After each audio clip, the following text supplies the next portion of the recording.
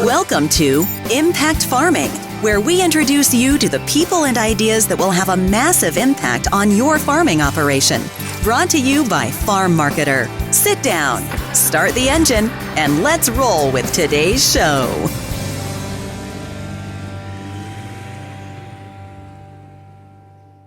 This week's episode is brought to you by Genesis Fertilizer. Farmers of Western Canada, your future is in your hands. With volatile markets and rising costs, now's your chance to be part of the solution. Gain control, safeguard your farm, and ensure access to locally produced nitrogen. Farmers like you are joining the ownership group to take control of their fertilizer supply and protect their bottom line. Visit genesisfertilizer.com for more information. Any investment in Genesis Fertilizer LP is for accredited investors only and is subject to suitability review by a registered securities dealer. See you in the episode. Hello, everybody, and welcome back to another episode of the Impact Farming Show. Today, we have a great returning guest. We have Heather Venenga. How are you? Great. It's so good to be back again. I am so excited to have you back and continue our conversation about transition planning. So those of you that caught Heather the last time, you will have loved the episode. I had great feedback. If you didn't, you might want to watch that one after these two that we're doing today. So Heather is the owner of American Harvest Financial, a financial advisor from Watertown, South Dakota, and the author of this phenomenal book. You're Yay! so kind. Yeah. And that is what we did the episode about last time. I was just so pumped to find your book on Amazon, and I invited you on, and we worked our way through the book and talked a little bit about why and all that good stuff. So that's a great episode, guys. This conversation, we're diving into two parts of transition planning and two parts that Heather mentions in the book. So before we get into our episode, Heather, can you tell our audience a little bit more about who you are and what you do? Yeah, so like she said, I'm Heather Venenga. I live in Watertown, South Dakota. We moved home about 10 years ago so my husband could take over the family farm. And prior to that, I had worked in corporate America, and so became a financial advisor when we moved here. And I am very passionate about farm succession planning because we had really good luck with ours. It wasn't perfect, but it was very good. And as I met farm families and was working with them in my financial practice, I realized that they were really struggling and they needed help, they needed direction, they needed a system. And they just didn't know, nobody was giving them the right information and kind of guiding them through it. And so I really worked hard to put a process together and worked with a lot of really good attorneys that understand farm succession planning and some farm mediators, and just got really good at what I do. And now I'm lucky enough to work with farm families all over the United States and be able to do lots of speaking events and just help people out to learn everything they can about farm succession planning. So yeah. I love it. We are on a mutual journey. You know the succession planning world just as well as I do. We see sometimes and hear when it goes bad more often than we do the good situations. But I think more than anything, people are struggling to know the steps. Right, Heather? I mean, we usually do this once, if maybe twice in our farming career. There's no real roadmap, and everybody's farm is so different. And actually what I found the last couple years, I haven't found many books on this. And what I love, and I'm going to get you to share a little bit about your book too, just to set the stage for our conversation. But what I love about books are our episodes here are great. Podcasts are great. YouTube channels are great. Written articles are great, but they're piecemeal, right? Yeah.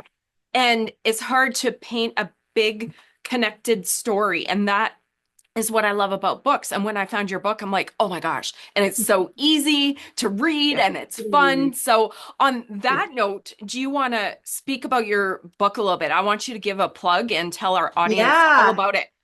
It was a ton of fun to write. It's a parable.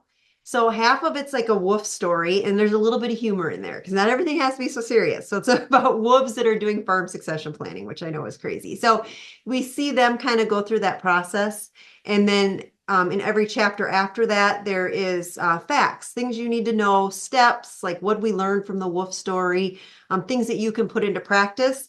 And then the last section of every chapter is action steps, like exactly things to think about, questions to ask, what to do. So yeah, and it just goes through the whole process, beginning to end. So Hey, it's me. If you're enjoying this episode, like it and subscribe. We are here to bring you the people and ideas that'll impact your farming operation. And I would love to have you each week on this journey. Subscribe, and I'll see you back in the episode. Nice. And you know what I like about the fact that you made it into a parable is it's fun.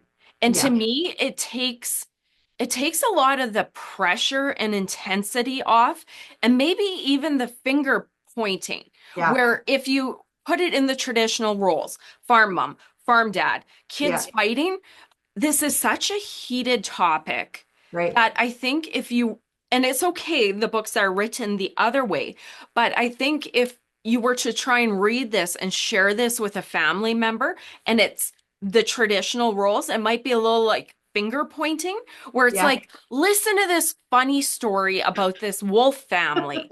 And then right. it's easy to give it to your parents. And I find it just kind of takes that personal, Yeah. maybe finger pointing off a little bit. Mhm. That's so helpful for this type of situation, right? Yeah, yeah, that's exactly what I wanted to do. Like you can step back and laugh about some of the things they say to each other, or what, or they run into these pigs that know it all, or those kind of things, just funny stuff. And you can just say, yeah, that is like the neighbors, like, so yeah. Yeah. Oh, yeah. And then we have the neighbors and Fancy Wolf. And oh, I loved it. And you know what? It's just fun to read too, where a lot of this stuff would be like an estate plan and it could get pretty boring, Yeah. right? Where here it's just, it's quick, it's precise, it's a great overview. And for people that are struggling and like chasing their tail around, Yeah. which I find Yeah. is the feeling Yeah. between power dynamics and personal relationships and just Yeah. not knowing what to do. Like this is a great like, oh, okay. Let's take a step, right? Great. Yeah. Last Cool. night, as I was preparing for our conversation today, I was rereading the parts about wills and trusts. Guys, Uh-huh. that's what we're going to talk about today. One episode about wills and trusts, and then we're going to break it up and do one about fair and equal. So, Yep. as I was brushing up on those sections of the book, it was funny. The neighbor, Mama Piggy, came over to learn about what Mama Wolf learned about Yeah. about fair and equal because Yeah. Mama Piggy has 10 piglets and she's concerned how to switch or how to split the farm up. So, Right. as much as there is humor, one might go, well, that doesn't sound very serious, but it gets to the point and it conveys everything. So it was just brilliant. And then I was re-immersed again. Anyways, longest intro I've ever done to an episode, Heather, but Here we are. yeah, here we are. Here we are. Best conversation. Welcome back, Heather. We are doing part 2 of our episode together. We just finished wills and trusts in the last segment, and today we're going to be talking about fair and equal. We mentioned it at the beginning of the episode. We are drawing from Heather's wisdom as a professional and some of the concepts you share in this book. So let's dive right in. Fair and equal. My goodness, there is nothing I want to talk about more right now than Yeah. this. Because honestly, I think I'm going to name all the beautiful and the ugly and the natural and the human. I think there's control issues. Of course, that's our farm. Do we want to pass it on? I do believe all parents are well-intentioned and want their kids to do well, without a doubt. But there's fears. They don't know the steps. How are they going to get paid? How do you do this? Are the kids going to fight? Right. And I'm spending a lot of time on fair and equal and saying, like, let's talk about this, not just like airy fairy. Let's talk about the good, the bad, the ugly, and some strategies as well. So I think there's about 70% of farms, don't quote me, somewhere around there, a huge number that don't have a transition plan and or a written transition plan. Why do you Mhm. think in your experience, feelings, all of that, why do you think farmers don't plan?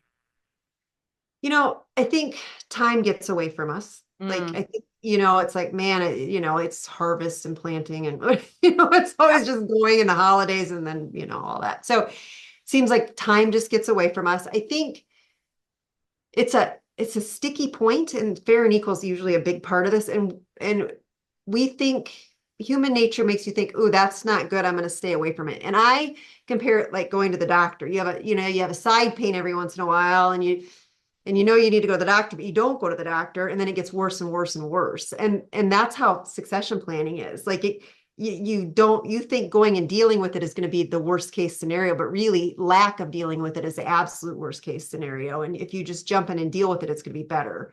But people they want to avoid pain. It's like human nature, And so I think that that's part of it. I think there's still a generation out there that really thinks that it's no one else's business, and whatever they want to have happen will happen when they pass away. I think there's a few people who really think they're just in denial about passing away, right? Like they just are really stubborn about it yet. And I think it's, that the older generation, I think us as younger people, we realize that, we're more in tune with the laws, and we have Google. So we're a little more technology. We know a little more. And I think there's still so much, issue out there yet with a generation that really just thinks whatever they want to have happen will happen. And that's just not it. You have to absolutely have it written up. So I think those are the biggest reasons. And then, darn it, there's a lot of conflicting information out there, And so people are hearing all this different stuff, and they just don't know what to do.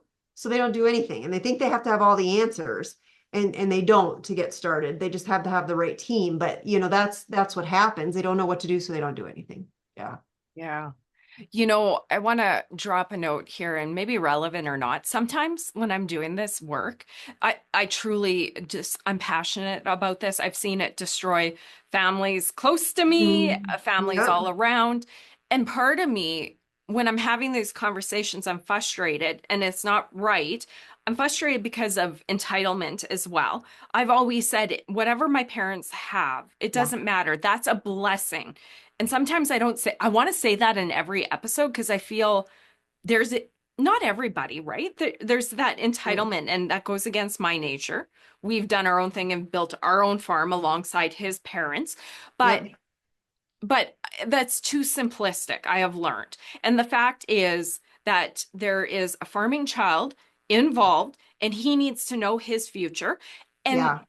just by nature, there are non-farming children probably going, well, what's going to happen? So we Yeah. got to have these conversations, right? Yeah.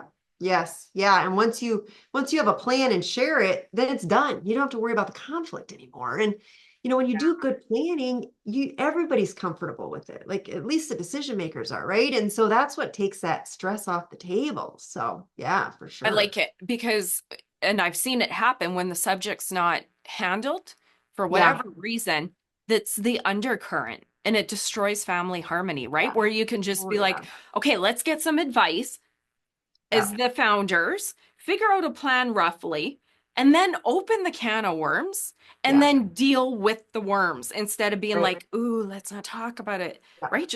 But I think that's also a personality type too, right? Head on or avoidance. And Yeah. And I'm a big believer in the decision makers making the decision. And yes. so whoever owns it needs to make the decision. Yeah. And we don't usually build our farms and ranches by voting, right? Like it isn't like you get everybody together in the whole entire family and have a discussion. That's just not it.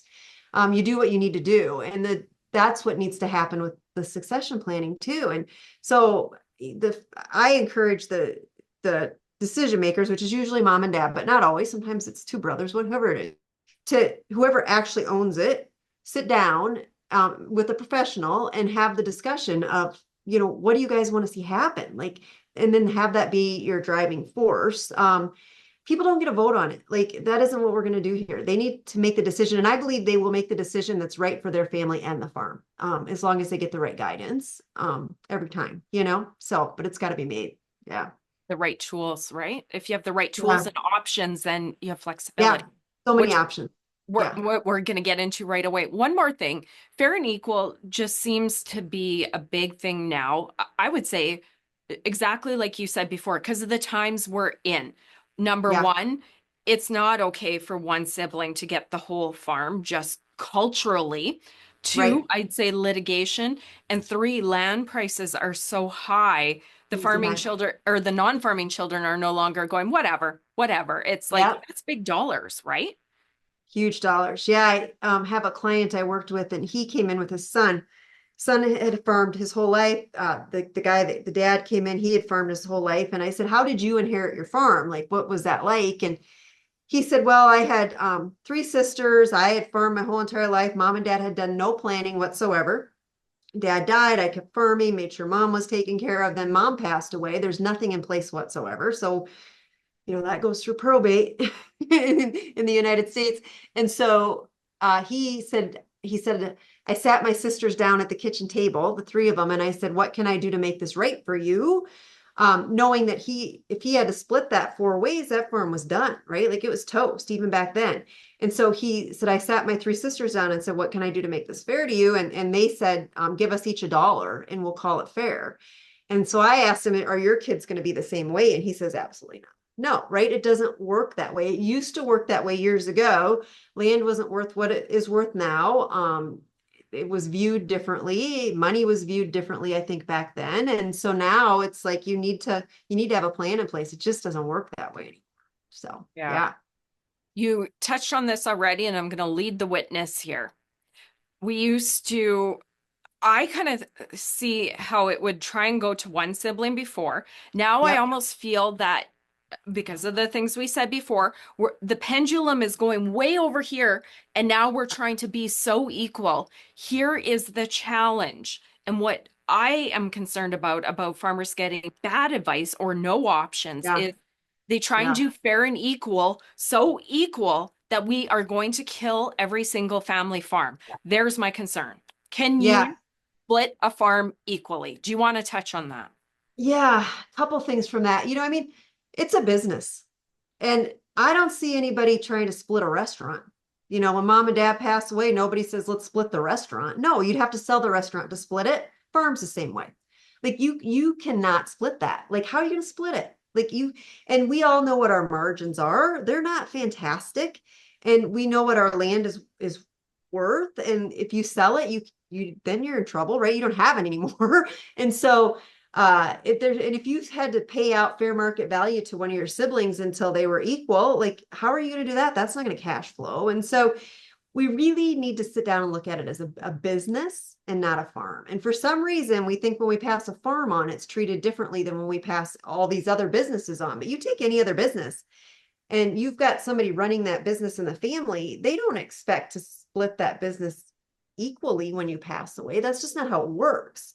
And so we really need to use the systems and tactics that have been used for other types of businesses for generations to now take it into farming, which is big business nowadays. It's a business, and use those tactics and strategies to pass on wealth. And now I'm not saying leave anybody out, but there's absolute ways that you can do fair and equal where people, non-farming siblings inherit money or whatever it might be, have an inheritance but yet it's not splitting that farm up. Yeah. Okay, So.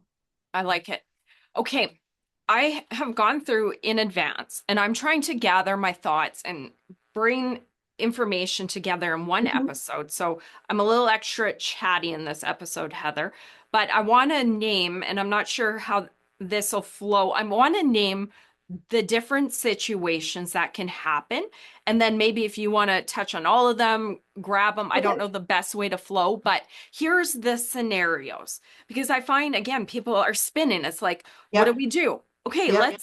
let's narrow it down to about 5 outcomes. So parents give it all to one child, and then the bad outcome is the other children can sue because there's case law on that, right? Sure.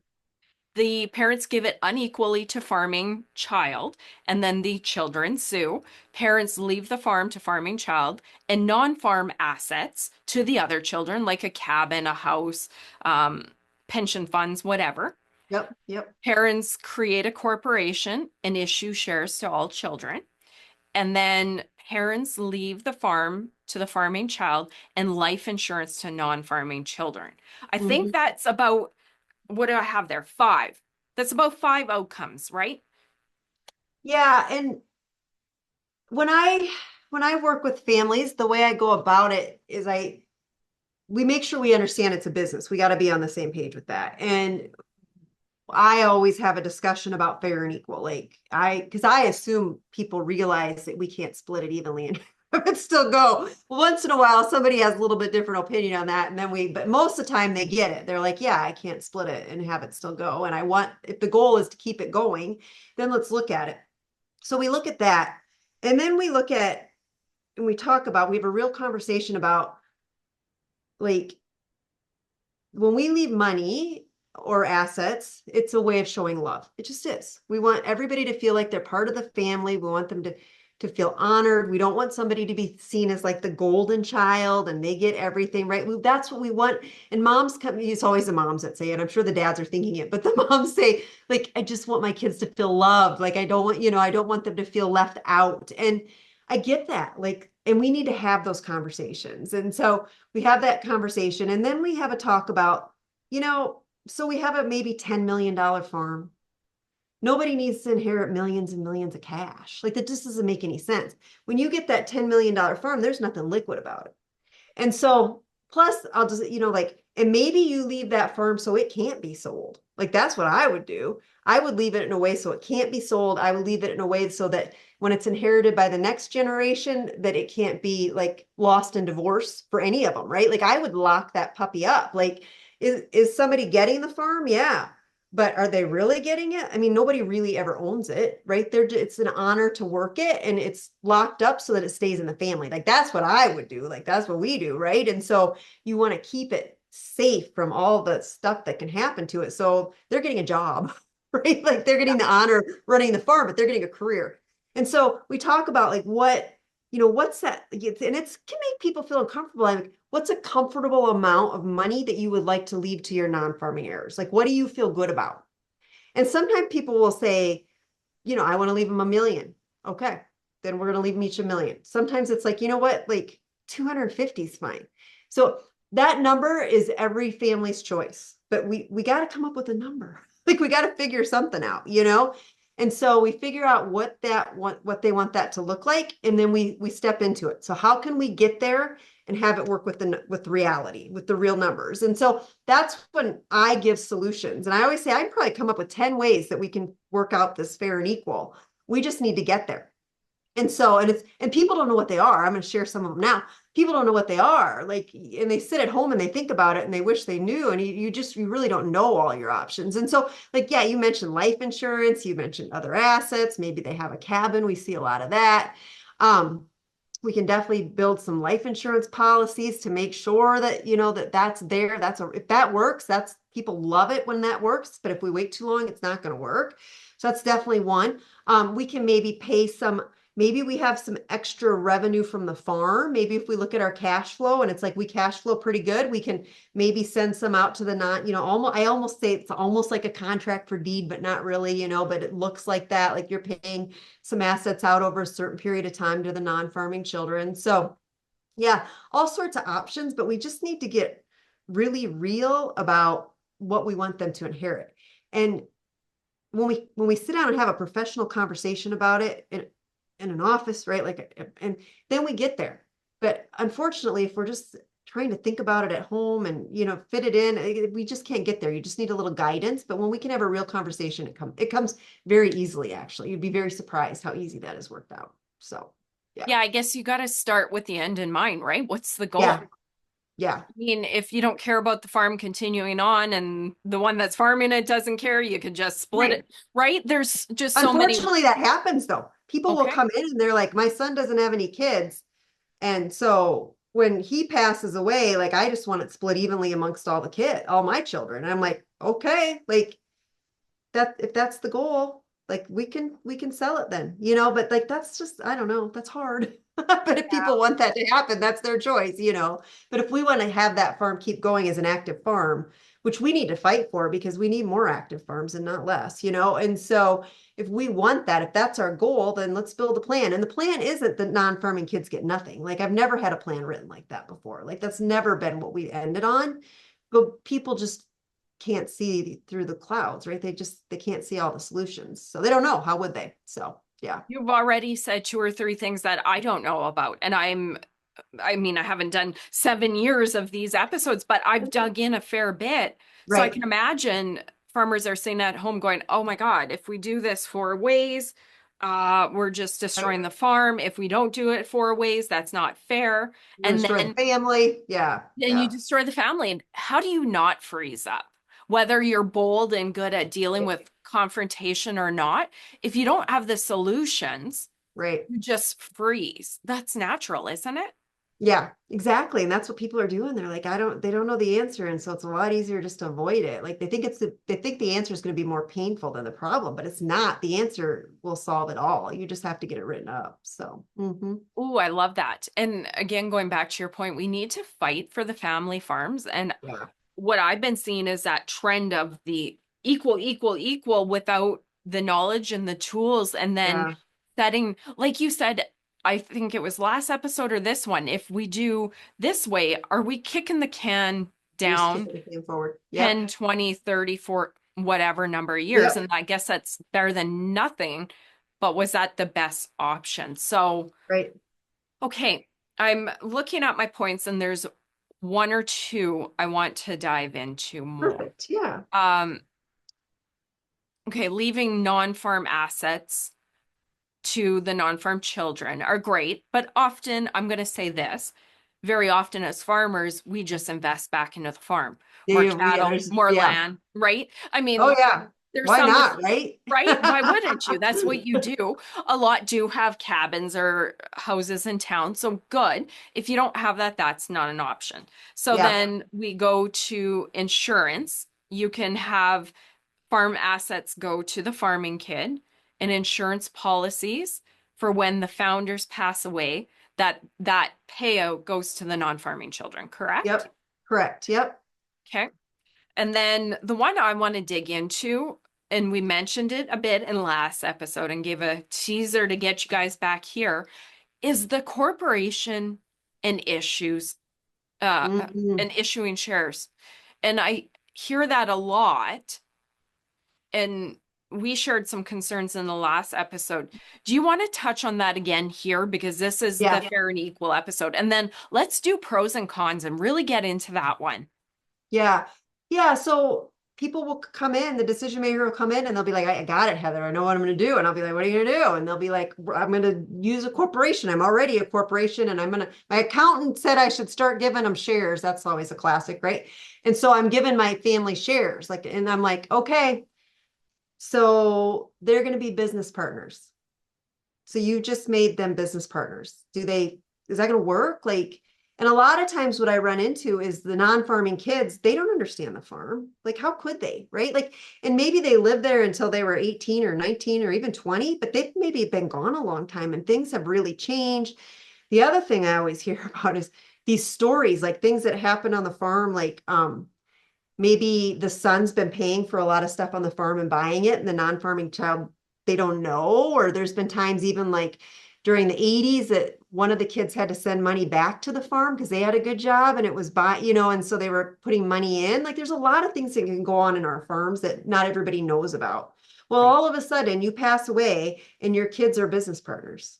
And one's probably been involved and maybe one hasn't, right? And so or they've got different personalities, or maybe you've got a child that is kind of an introvert and not super loud, but maybe they're married to a spouse that's super loud and maybe a little more aggressive. Or I kind of joke, like, do you have one of those son-in-laws that Googles what your land is worth at your table on Thanksgiving, right? Like they don't have any respect for it. Well, they're married, so it is as much his as it is hers. And so that can get really, really ugly. And so I always say, sit back and make sure you're not just kicking the can forward, because eventually they're going to have to make that decision. Like they're going to have to either try to buy each other out to keep the farm whole. They're going to have to sell it to buy one of them out because somebody's going to want out of that partnership. Their kids are going to get it. And those maybe two kids really like the farm and they've been busy working there and the other grandkids have not. And then they're going to want their shares. Like it's eventually the decision is going to have to be made. Eventually that decision on how to divide it up is going to have to be made. And so if you can keep it to one family member, that decision doesn't then you're making it. Like you make the decision. I always encourage people, make as many decisions as you can, because then you are more likely to have family harmony. It's the ones we don't make that cause the issues. And by partnership, you're just kicking it. You're just kicking it forward. It's awfully litigated. I mean, read case law and it's absolutely crazy. So yeah. Yeah, so much on that. You again, we spoke about it a little bit in the Yeah. last episode. It's just there's a lot of conflicts of interest in that way, right? Let's do four children. Two are farming, and then Yeah. two aren't. That example you gave in the Yeah. last episode was great. Okay, so the two farming, they're always concerned about the farm, maybe Right. not profit so much. They are Sure. operating, trying to grow a farm, and the two off-farm children, their inheritance is tied up, and maybe Yeah. there's not any real dividends coming. Yep. So automatically, those two non-farm children, unless they have a passion for that farm and wanting to Yep. see it intact, are those two non-farm children going like, wait a minute, let's just sell this? Like, Right. can does that actually end up where those kids are happy? You have to Yeah. be paying them something and something good for them to want to stay in and not cause lawsuits. Yeah, and it doesn't, like you can't, like they're gonna $1 million land's worth so much. It's gonna be millions of dollars worth of assets that you're farming there. And these non-farming kids are gonna be like, that's human nature. They're like, that's millions, like millions, Yeah. And so, and the cash flow just doesn't match what the value of the asset is. It just doesn't. That's farming. Welcome to farming, right? And so they just don't, there's just, it's human nature. How could they understand that? Right? Like Yeah. there's just no way. And the other thing is maybe you get paid good a couple years and then you go a couple years where you don't when you're farming and then you get paid good again. And, so if you didn't get paid very well last year and you've been farming, you want to make up for it the next year. Well, they're not going to understand that. What do you mean you didn't get paid last year? It's like, well, I didn't get paid last year. Like it's just how it works. And so Yeah. they're just not going to understand it. There's just no way. And then what if they want to come? So let's say these kids are farming, like one of the kids is farming and these non-farming kids are going to go tell him what to do. Like Right. that's not going to work. Like that happens all the time. And so, yeah, Yeah. business partnerships are hard, man. And if you get to pick them, and then when you're not even going to be able to pick them, it's really bad. And even if you have good kids, they're going to see things differently. That's just how Well, it is, and I'm not saying anything bad with the non-farming children. It's just natural. It's like, wait a minute, It's natural. Yep. what's in this for me? And I'm not getting paid much, or like you said, I make Yeah. a few years. Like this doesn't make sense to the non-farming kids. And naturally, I'm resentful. And what we hope to Yep. avoid back there, causing family fights, is just going to happen here once the parents are gone, right? Yeah, exactly. And by the time parents pass away, the kids are usually in their 60s, like, and because people are living longer. And so then that gets a whole nother level. Like one of the farms that got split up around here, the dad hadn't done any planning, which was miserable. And there's three siblings. One of the siblings ended up retiring. Well, as soon as he retired, he wanted his share. Like he was ready for his share. Well, his share was a third legally in the United States. He divided up legally. And so there's no way they had cattle on a feed lot and a little bit of land. There's no way. There's no way you're getting a third out of that without killing it. So they had to auction everything off, land and cattle. And that was the end of it because there was no plan in place. Now, the bad thing is too, like the dad had passed away. So the brother was there. That's the generation that lost the farm or destroyed it, right? Not because of not their fault, but because there was no planning in place. And then there was a 45-year-old son that had always worked there. Like there was lots of generations working there. And it just, there's no reason it was that way other than they didn't do planning. They absolutely didn't see an attorney and make a plan. The dad would say, oh, the instructions are in my desk drawer. Those other kids never wanted anything to do with the farm. Like that's the stuff he would say. Well, it doesn't work out that way. And so you absolutely have to get it written up. You just have to face it and get it done. And the more decisions you make, the better off you are. So Heather, bear with me because sometimes I stop high level, and my mission now for 2025 is just going the next level deeper. And just again, you guys in the audience, this is not legal advice. These are just scenarios. yep. Find your own team, your own farm, and then work through that. But what I like here is having a big conversation about the good, the bad, the ugly, the options, and things to think about, Yeah. and not thinking about them with rose-colored glasses, Right. right? So, Right. okay, I'm going to say that the founder that would say, let's pass it on in a corporation and give shares that's a great way to pass the buck. I'll just say that quick. But be equal. All the kids feel fair, but are they doing that just because they don't know of other options? Like if somebody came to you and said, Heather, this is what I want to do. And what would you say? And again, it's situation by situation, but would you not, and there's no non-farming assets, would you go to insurance first? What would you do? Yeah, it's so if somebody, well, this is a good question. So this happens. People will come in and they'll be like, Heather, I was going to pass it on a corporation level. I even gave some of the kids shares already. How do I fix this? Right? Like, how do I fix this? I don't want to do it this way. I want my son to be able to farm it all, and he doesn't want to be partners with his siblings, right? And so how do we fix it? You know, you can get the share, you buy the shares out. Eventually you can put that whole process in place so that happens. And you probably want that to happen. You don't want 2 or 3 shares floating around out there because your CPA told you to do that. Right. And so you want to get those probably back in at some point. But there are so many different options. Like it might be life insurance. It might be other assets. There's been some times when people come in and it's like the farm is maybe small, right? And it's like, boy, we're barely hanging on. Yeah. And anybody that farms, it's probably got a full-time job and they're just doing it on the side. Like that just happens, but they're like, man, we still want this farm to stay with our son because like he was the one that's been farming it, or maybe daughter, sometimes it's daughter, right? And he's been, so and we don't have much assets. Like we're not big, like, and what do we do? And the case I have in mind, life insurance would have never worked. Like, it just wouldn't have, they wouldn't have qualified. So we can probably sell, if it's rented out land, we can share that a little bit. That's a little easier. If he's already working another job, maybe you do have to pay out for a while to the siblings after mom and dad pass away. I mean, that might be part of it sometimes. We don't often land on that. But sometimes we do. So, And I wanted to go deeper, and a bad for me too, because sometimes I don't want to ask those questions because I don't know the answers. I feel uncomfortable, and not saying that we're going to provide the answers, but just by you sharing some thoughts and ideas starts, I would imagine, to free up people in our audience to go, oh, okay. And you think about things different. And then the main thing from all my shows is here's the gold nugget. Here's the concept. You're not alone. Take action. Find somebody to talk to. But even if we're just saying, you're not going to give a transition plan to X many farmers in the audience right now, but just by saying those different little options, people are like, oh, okay, right?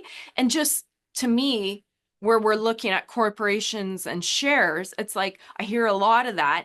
What are the pros and cons? Let's just have that back and forth so people aren't like, wow, corporation with shares, it's the answer to everything. Yeah.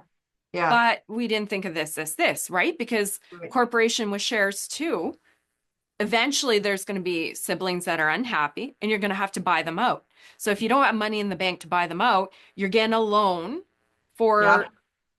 to pay these guys. And can the farm afford that? To me, that would be considerations as a farm founder, like, right here. We're and then the bank wins, right? Okay. The bank's gonna win because they're getting the interest payment. You're paying. I hate it's my pet peeve. I don't want to get a loan on land that's paid off. Like if you've got land that's paid off, like don't get a loan.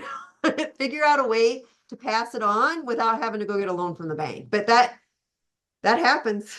People will have a plan in place. They'll come in and they'll be like, I'm not happy with this. I don't know how to fix it. And a lot of times it's like, well, they're gonna, brother's gonna buy out sister when they pass away with a loan. Well, the bank wins. Don't do that. There's way better ways to do that. Don't give them their 10% or whatever. So, yeah. Well, how many times do we see that, right? It's awful. This same piece of land's being bought by this generation and this generation. Yeah, don't do that.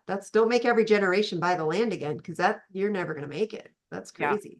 Yeah, especially at land prices now too, which is the transition planning problem. Yeah. I think, Heather, the main takeaway is there are options, and consider all the options, the good, the bad, the ugly with each one, right? Yeah.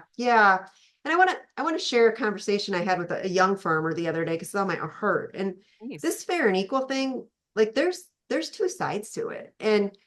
Um and if you're there on the farm, like you got to speak up and you got to treat it like a business too. And I see people spend their whole entire life on farms. They're not getting a pension. They're not getting a 401k. They're working really hard. Some years they get paid well, some years they don't, right? And they love the farm. So they're doing that. And it's a great way to live. But there's no guarantee that they're gonna inherit it. Mom and dad haven't done planning. And so they put themselves in a position where they're not, who knows, they could get to age 60 and lose the whole thing and like, or have to sell it, like, and only, which Yeah. nobody wants, like, don't do that, right? Don't work so hard. So I tell people, know your value on that farm. And one of the cases, somebody came up to me the other day, a young farmer, and I'm sure he thought, holy cats, this lady's crazy. Because I'm like, oh my gosh. I got really passionate about it because his dad had passed away 2 years ago and he's young. Like, I'm sure he gave up college to come home and farm. Oh, And wow. him and his wife were there. And he said, Dad passed away and I jumped in and just started doing it. Gives me Right. chills thinking about it because we all know people like that, right? And he's like, I jumped in and started doing it. And now I'm farming every day, running this operation. And my mom's not doing planning. Like, I don't know what's going to happen and I don't know what to do. And I said, how many kids are there? 5. There's 5 kids. And I'm like, oh, and I said, I know it's hard on your mom, but it's been 2 years. And I told him, you have got to know your value. You've got to know your value. And we have got, and I always tell my son, like, when he comes home to farm, I said, go do a wage study. Like, if you don't think you're getting paid enough in the summer, go do a wage study and come back and show it to your dad, right? Like, we have got to start treating it like a business. And I've got a script and I can give you the link if you want to attach it here. And it's called the No Drama, Low Drama script. And it helps people think through how to approach the decision makers if they're not making a decision. Like, if I'm working on the farm, or even if I'm not, and I just care about the farm, how do I approach mom and dad or whoever's not making a decision in a way that honors them and honors the farm, but makes them take action? The other thing, and I might have mentioned this in the last podcast we did, but when I wrote my book, I interviewed 100 farm wives. And some of the best advice I got from that was I interviewed a farm wife, and she said every year, her and her husband go away, just the two of them, and they have a family meeting. And did I share this with you? I don't No, remember I if I, don't think okay, so. okay. They go away and they have a family meeting, just the two of them. And everybody knows they do it. Like, the parents that own the farm know they do it. And during that meeting, they talk about whether him working on the farm is the right thing to be doing because he left a really good career to go do it. He loves it, but I mean, they took a pay cut, right? So he left a good career to go home and farm. And they're in their 30s. They're pretty young yet. They talk about whether him farming is the right thing for the next year. And they talk about whether her staying at home with the kids and doing what she's doing is the right thing for the family. And they have an honest discussion about it. And everybody knows that's what they're going to do, which is important, right? Like, we need to share stuff. And so, and that's how it goes. Now, that means a lot. That means a lot to your family unit. And it also tells those parents, like, it's not a guarantee that younger generation is staying here. Like, there's the part of the fair and equal, but we also have to create farms that make kids want to come home to farm. Because about 50% of the people I work with, they don't have anybody to come home. And we got to step back and say, like, why is that? And sometimes it's because we had a miserable farm where we were yelling. That might hit close to home, right? Like, there's yelling going on and nobody, or it's all seen as work. Well, nobody wants to come home for that. They're not going to come home and farm if that's how it was seen, right? Or there just wasn't an opening. Like, you didn't open it up for them to come home. You didn't build capacity. And now you're like, they're going to come home. And it's like, they're not coming home. They're ready to retire from their job. So there's a lot to manage there. But my point is, it's both sides. And like I told that young gentleman that came to me, I said, you know your value and you go to your mom and you treat it like a business. She's the owner and you're working there, and share what your value is and say, like, this isn't running without me. Like, we need to take action to make sure I can stay here and that I can always stay here and be safe, So yeah, it's a lot of conversations, those tough ones. And I don't think it used to be that way. Like, years ago, it just wasn't so complicated, but farms are bigger. A lot of discussions have to happen. They're definitely business. We need to think of it as a business. So Yeah. Heather, I love that. Like we're soul sisters on this stuff. Exactly like you just said, in the past, I think it was okay. It was okay, still stressful and Yeah. destroyed family harmony. If a son's sitting there or daughter, equal opportunity here, if they're sitting here going, this is going to be mine one day, but there's no conversation, I'm stressed. But I think that assumption was probably safer back in the day. But now Yeah.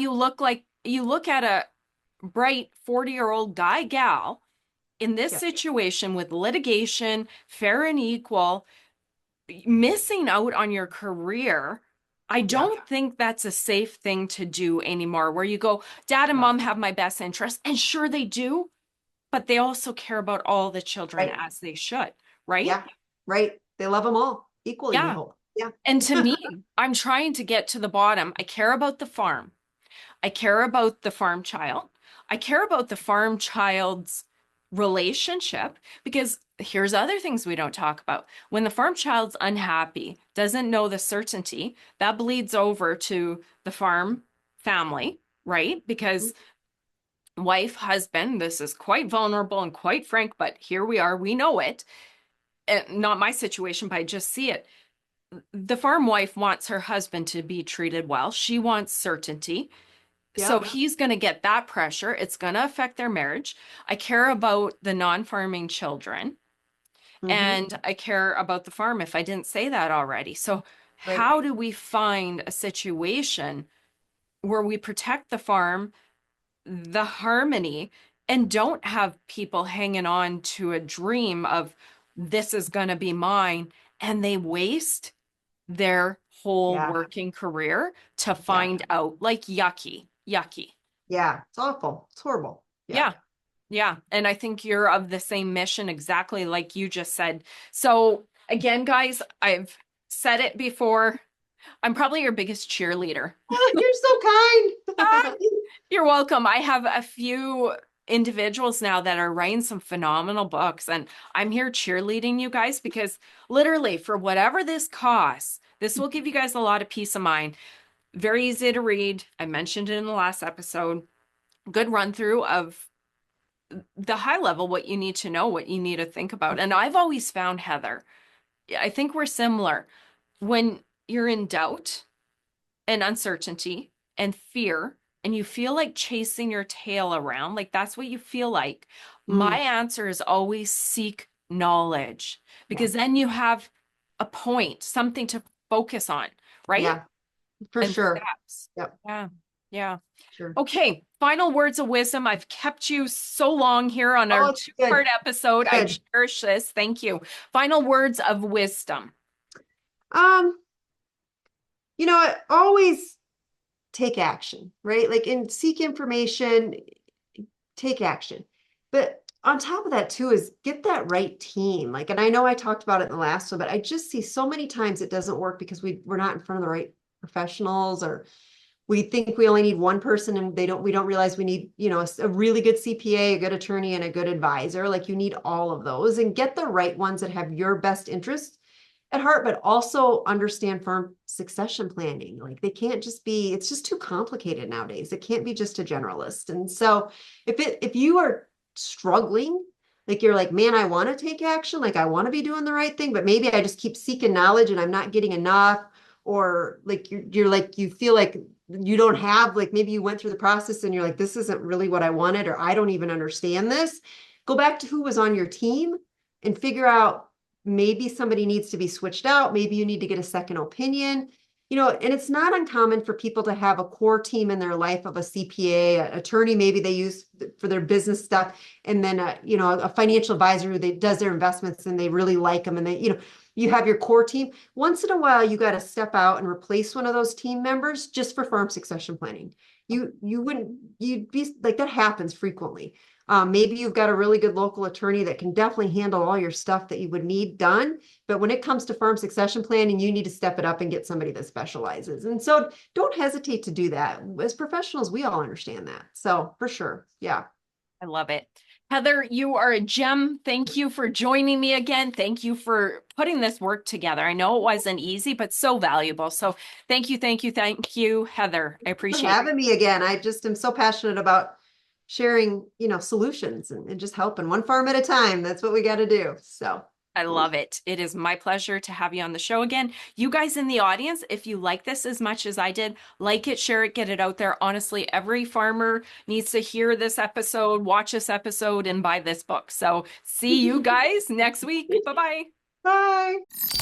You've been listening to Impact Farming. For more great episodes and articles designed to help you manage and grow your farming operation, head on over to farmmarketer.com. Don't forget to sign up while you're there. We will see you on the next episode.